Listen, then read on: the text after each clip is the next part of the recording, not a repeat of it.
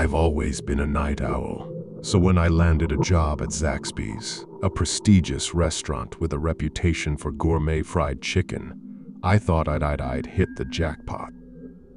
Working the late shift meant I could avoid the rush hour and the chaos of daytime customers. But little did I know that my job at Zaxby's would become a nightmare unlike any other. It was a chilly autumn evening when I arrived from my first shift. The restaurant was nestled on the outskirts of town, surrounded by a dense forest that seemed to swallow the building in darkness. Zaxby's had an old-world charm to it, with its dimly lit interior and vintage decor. The dining area was filled with antique furniture and ornate chandeliers that cast eerie, elongated shadows on the walls. The ambience was meant to be cozy, but it felt more like a haunted mansion. My co-workers were a motley crew of individuals who seemed to belong in a different era. There was Sarah, a waitress with a penchant for dark, Victorian-style dresses, and Jake, the chef who always wore a bowler hat and a handlebar mustache.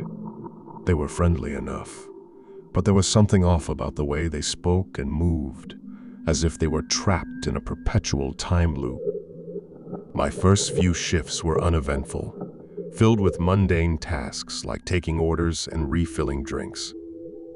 But as the days turned into weeks, I began to notice strange occurrences that sent shivers down my spine.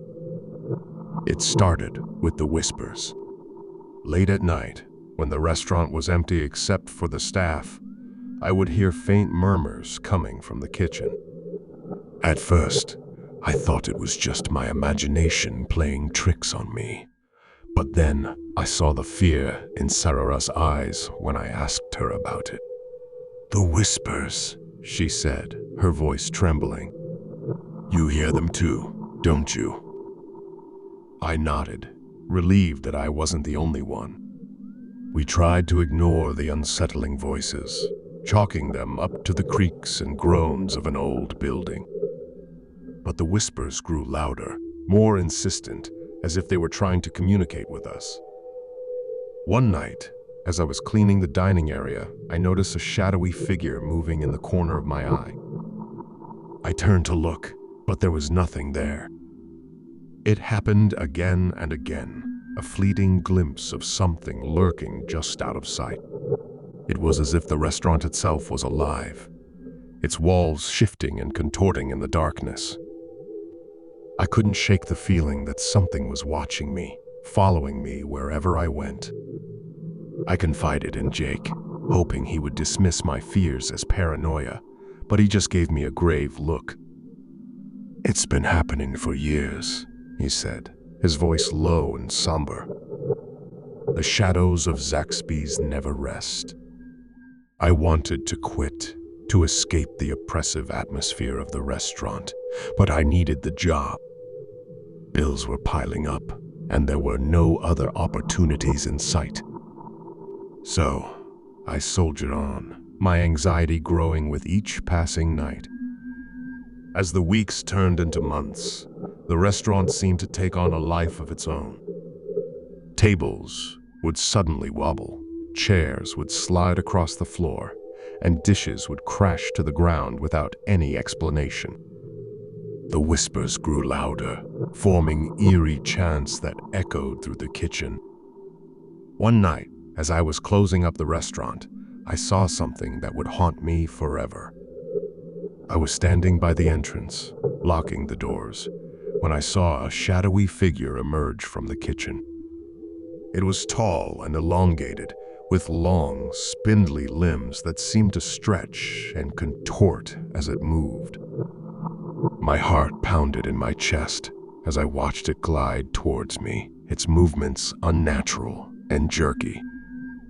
I fumbled with my keys, trying to unlock the door and escape, but my hands were shaking too violently. The figure drew closer, its featureless face inches from mine, and then it vanished, melting into the darkness. I stumbled out of the restaurant, gasping for breath, my mind reeling with terror.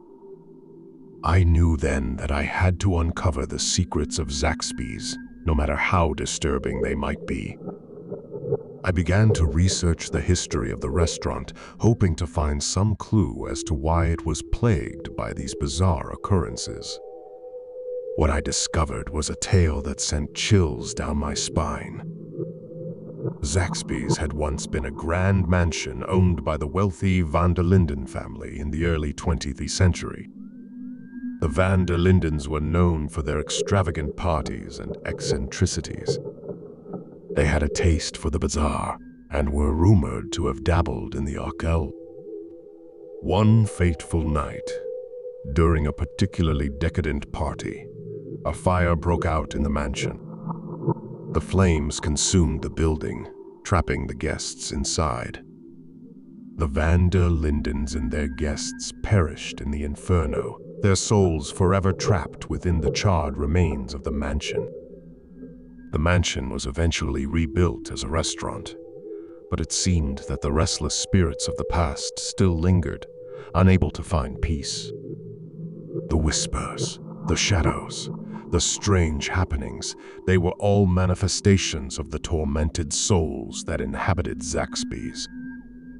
Determined to put an end to the haunting, I sought out a local historian who was well versed in the history of the Van der Linden family. He told me about a ritual that could potentially banish the spirits and free the restaurant from its cursed past. The ritual involved gathering a group of people at midnight, lighting a circle of candles, and reciting an incantation that would, in theory, release the trapped souls. It sounded like something out of a horror movie, but I was willing to try anything to rid Zaxby's of its malevolent presence. I enlisted the help of Sarah, Jake, and a few other brave souls who worked at the restaurant. We gathered in the dining area, surrounded by flickering candles, and began the incantation. The air grew heavy with tension as we chanted the words, our voices trembling with fear. Suddenly, the room grew cold, and the candles flickered wildly. Shadows danced on the walls, and a low, guttural growl filled the air. It was as if the very essence of Zaxby's was resisting our efforts. But we pressed on, our voices growing stronger, our determination unyielding. And then, in an instant, it was over. The candles burned brightly, and the oppressive atmosphere lifted. We knew, deep down, that we had succeeded. As the days passed, Zaxby's transformed. The shadows no longer lurked in the corners, and the whispers were silenced. The restaurant felt lighter, as if a heavy weight had been lifted.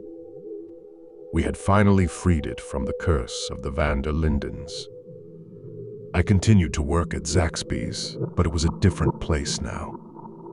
The eerie ambiance had given way to warmth and charm. Customers no longer felt the oppressive presence that had once haunted the restaurant.